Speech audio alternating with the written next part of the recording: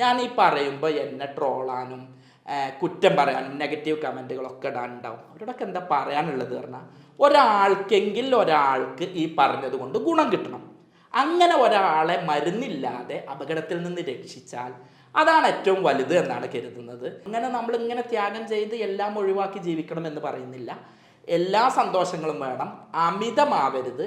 ഒരല്പമൊക്കെ ആയി എന്ന് കരുതിന് അങ്ങനെ അങ്ങ് പേടിക്കാനൊന്നുമില്ല. കാരണം ചിലപ്പോൾ ആ ഒരു അല്പം കഴിച്ചത് ആയില്ല എന്നുള്ള പേടി ഉണ്ടായിരിക്കും ചിലപ്പോൾ വേറെ രോഗങ്ങൾ വരിക. ഈ മരുന്നുകൾ കുറേ കുടിച്ചിട്ട് പിന്നെ അവൻ രോഗിയാവുന്നത് ഈ മരുന്നുകളുടെ പ്രശ്നത്താല. ഇത് ഞാൻ പറയുമ്പോൾ ഞാൻ ഹോമിയോ ഡോക്ടർ ആയതുകൊണ്ട് പറയുകയാണെന്ന് കരുതും. അങ്ങനെയല്ല, ഏത് മരുന്നും പരമാവധി മരുന്നില്ലാതെ പോവുകയാണ് വേണ്ടത്. പ്രഷർ, ഷുഗർ, കൊളസ്ട്രോൾ ഇതിനെക്കുറിച്ചൊന്ന് ഡിസ്കസ് ചെയ്താലോ? ഞാൻ എപ്പോഴും ഒരു വീഡിയോ ചെയ്യുമ്പോൾ ആഗ്രഹിക്കാറുണ്ട്, ഒരു ചെറിയ കാര്യത്തെ പറഞ്ഞ് പർവ്വതീകരിച്ച് പേടിപ്പിക്കുന്നതിന് പകരം വലിയൊരു സംഭവത്തെ എങ്ങനെ സിമ്പിളായിട്ട് നേരിടാമെന്ന് പറയാനാണ് ആഗ്രഹിക്കുന്നത്. എന്നെ കേൾക്കുന്ന എൻ്റെ ഓരോ സഹോദരന്മാരും അയ്യോ എനിക്ക് BP ഉണ്ടോ എന്ന് ആലോചിച്ച് ആവശ്യമില്ലാതെ നിങ്ങൾ മരുന്ന് കുടിക്കാനും ആശുപത്രിക്ക് വരാനും ടെസ്റ്റ് ചെയ്യാനും നിൽക്കുന്നതിന് പകരം BP ഉള്ളവൻ പോലും റിലാക്സ്ഡ് ആയിട്ട് ടെൻഷൻ ഒഴിവാക്കിയിട്ട് വീട്ടിലിരുന്ന് മരുന്നും നിയന്ത്രണവും ചെയ്തുകൊണ്ട് പരമാവധി എൻ്റെ വീഡിയോ കേൾക്കുന്ന ആളുകൾക്ക് അത് ഗുണം ഉണ്ടായിട്ട് ആളുകൾക്ക് ആശുപത്രിയിൽ വരാതെ രോഗം മാറണം എന്നുള്ള ഒരു ആഗ്രഹമാണുള്ളത്. അതിൻ്റെ ഭാഗമായിട്ടാണ് ഇത്തരത്തിലുള്ള ഓരോ വീഡിയോയും ചെയ്യുന്നത്. അപ്പോൾ എന്നെ കേൾക്കുന്നവർ പരമാവധി ഇതൊരു പേടി എന്നുള്ളതിന് പകരം ഇതിനെ എങ്ങനെ വരാതിരിക്കാൻ, എങ്ങനെ മാനേജ് ചെയ്യാൻ ശ്രമിക്കാം എന്നുള്ളതാണ് ഇതിലൂടെ മനസ്സിലാക്കേണ്ടത്. അപ്പോൾ അത്തരത്തിലുള്ള കുറച്ച് നിർദ്ദേശങ്ങൾ പറഞ്ഞു തരാം. ആദ്യമായിട്ട് പ്രവാസി സഹോദരന്മാരിൽ കാണുന്ന ഒന്നാണ് ഹൈ പ്രഷർ അല്ലെങ്കിൽ ഹൈപ്പർ ടെൻഷൻ അല്ലെങ്കിൽ പ്രഷർ കൂടിയിട്ടുള്ള അവസ്ഥ. പൊതുവെ 40 വയസ്സിൽ അങ്ങനെ കണ്ടുവരാറുണ്ട്. അത് ചിലപ്പോൾ ഇപ്പം എനിക്ക് തന്നെ അറിയാം, കസിൻസ്, ഒരാൾ നാട്ടിലാണുള്ളത്, ഒരാൾ പ്രവാസിയാണ്. ആ പ്രവാസിനെ സംബന്ധിച്ച് എല്ലാ ചികിത്സാ സംവിധാനങ്ങളും ഉണ്ട്, എല്ലാ സാമ്പത്തിക സഹായവും ഉണ്ട്. മറ്റവൻ സാധാരണ രീതിക്ക് ഒരു കൂലിപ്പണിക്കാരനാണ്, പക്ഷെ അവനെ സംബന്ധിച്ച് സ്ട്രെസ്സ്, ടെൻഷൻ കുറവാണ്. നല്ല നാടൻ ഭക്ഷണങ്ങളാണ്, ചീരിയും മുരിങ്ങയൊക്കെ ഉള്ള ഭക്ഷണങ്ങളാണ്. നല്ലോണം കിടന്നുറങ്ങും, രാവിലെ നല്ലോണം നീച്ച് വിയർക്കുകയും ചെയ്യും. ഇവനെ സംബന്ധിച്ച് പൊതുവെ BP കുറവാണ്. എന്നാൽ ഇതേ സാഹചര്യത്തിലുള്ള പ്രവാസി നേരെ തിരിച്ച നല്ല മാനസിക സംഘർഷം, ഉറങ്ങാൻ കഴിയുന്നില്ല, ഉറക്കത്തിൻ്റെ ഇടയിൽ കോളും ജീവിത ഓട്ടവും ഒക്കെ പാടെ. ഈ ജോലി 10-14 മണിക്കൂർ കഴിഞ്ഞ് വന്നിട്ട് വേണം ഡ്രസ്സ് അലക്കാനും അവൻ്റെ കാര്യങ്ങൾ ചെയ്യാനും അതുപോലെ തന്നെ വീട്ടിലേക്കൊന്ന് ഫോൺ ചെയ്യാനും ഭക്ഷണം പാകം ചെയ്യാനും. ഇത് കഴിഞ്ഞ ഉടനെ വീണ്ടും രാവിലെ എണീറ്റിട്ട് ജോലിക്ക് പോവുകയാണ്. അപ്പം ഈ സാഹചര്യത്തിൽ ഇത്തരം പ്രവാസികൾക്ക് വരുന്ന രോഗങ്ങൾ കൂടുതലായിട്ട് BP കൂടാൻ ചാൻസ് ഉണ്ട്. അപ്പോൾ അവർ ചെയ്യേണ്ട കുറച്ച് കാര്യങ്ങൾ, പരമാവധി മാനസിക സംഘർഷവും ഒഴിവാക്കുക.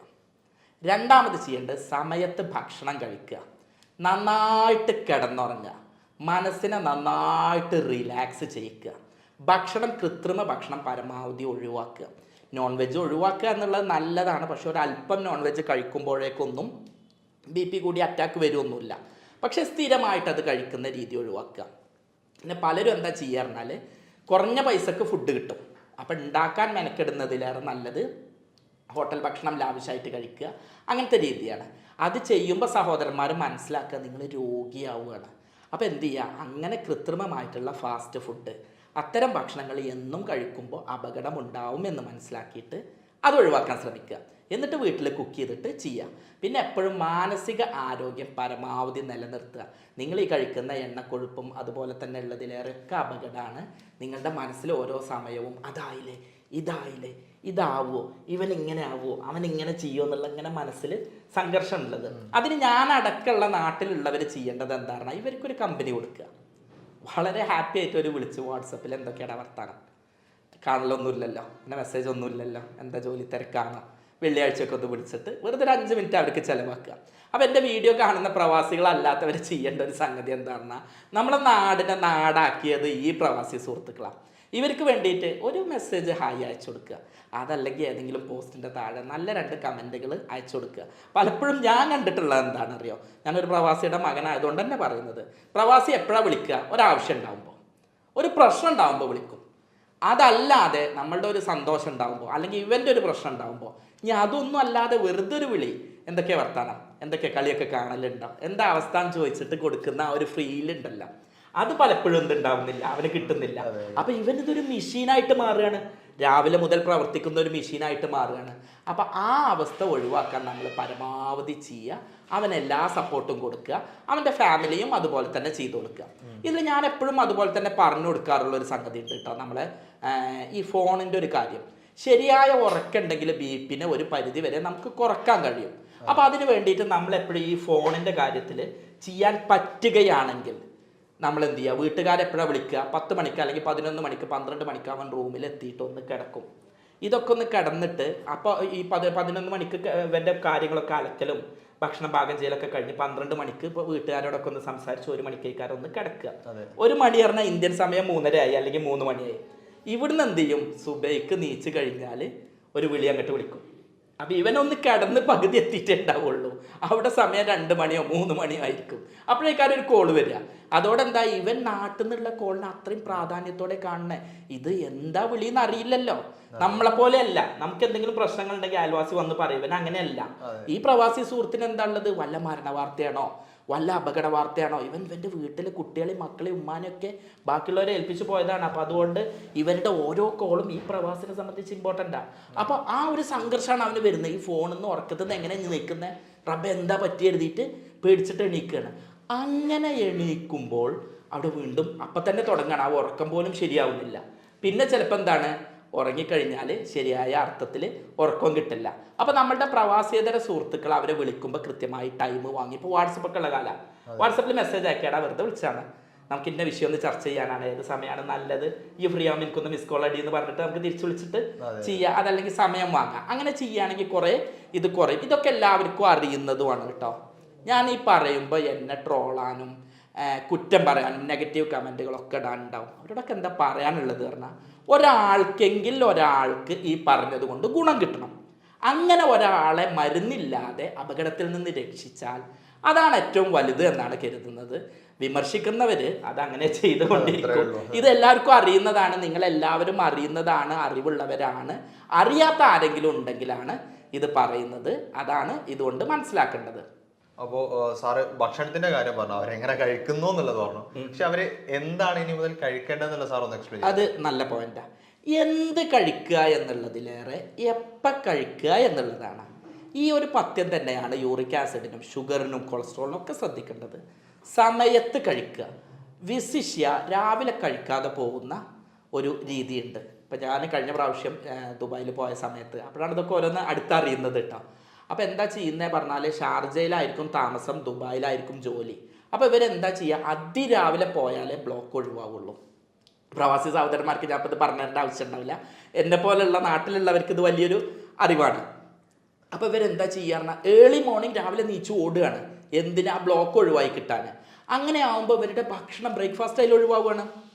അത് രാവിലെ തുടങ്ങുകയാണ് രോഗിയാവൽ. അത് പ്രത്യേകം ശ്രദ്ധിക്കുക. അതാണ് ഒന്നാമത്തെ അബദ്ധം. രണ്ടാമത് ചെയ്യേണ്ടത് സമയത്ത് ഭക്ഷണം കഴിക്കുക. പല ജോലികൾക്കും സമയത്ത് ഭക്ഷണം കഴിക്കാൻ പറ്റാത്തതാണ് എന്നറിയാം. കാരണം ഇൻ ബിറ്റ്വീൻ നിർത്താൻ പറ്റാത്ത തരത്തിലുള്ള ജോലിയായിരിക്കാം. അത്തരത്തിൽ ചെയ്യുമ്പോൾ ഒരു നേന്ത്രപ്പഴം, ആപ്പിള്, പേരക്ക ഇത്തരത്തിലുള്ള സാധനങ്ങൾ കയ്യിൽ വെക്കുക.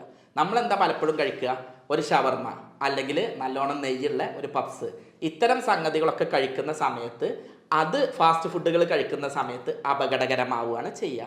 എന്നാൽ ചെറിയ ടിഫിന് വീട്ടിൽ നിന്ന് കയ്യിൽ വെക്കുക. അതുപോലെ തന്നെ ചെറിയ സാലഡുകളാക്കിയിട്ട് വീട്ടിൽ നിന്ന് കയ്യിൽ വെക്കുക. എന്നാൽ ടിൻ ഫ്രൂട്ട്സ് ആക്കിയിട്ട് കട്ട് ചെയ്തിട്ട് കൊണ്ടുവന്നിട്ട് കഴിക്കുകയാണെങ്കിൽ സമയത്ത് ഭക്ഷണമായി, വയറ് വെറുതെടലും ആവില്ല, ഭക്ഷണം ശരിയായ അർത്ഥത്തിൽ ദഹിക്കാനും പുണ്ണ് പോലുള്ള രോഗങ്ങൾ വരാതിരിക്കാനും സഹായകരാവും. അപ്പോൾ അത് പ്രത്യേകം ശ്രദ്ധിക്കുക. ഇനി വേണ്ടത് സമയം കൃത്യമായിട്ട് 6 മണിക്കൂർ ഉറങ്ങുക. 6 മുതൽ 8 മണിക്കൂർ ഉറങ്ങുക. നന്നായിട്ട് വെള്ളം കുടിക്കുക. ഭക്ഷണത്തിൻ്റെ ഒപ്പം വെള്ളം കുടിക്കാതിരിക്കാൻ പ്രത്യേകം ശ്രദ്ധിക്കുക.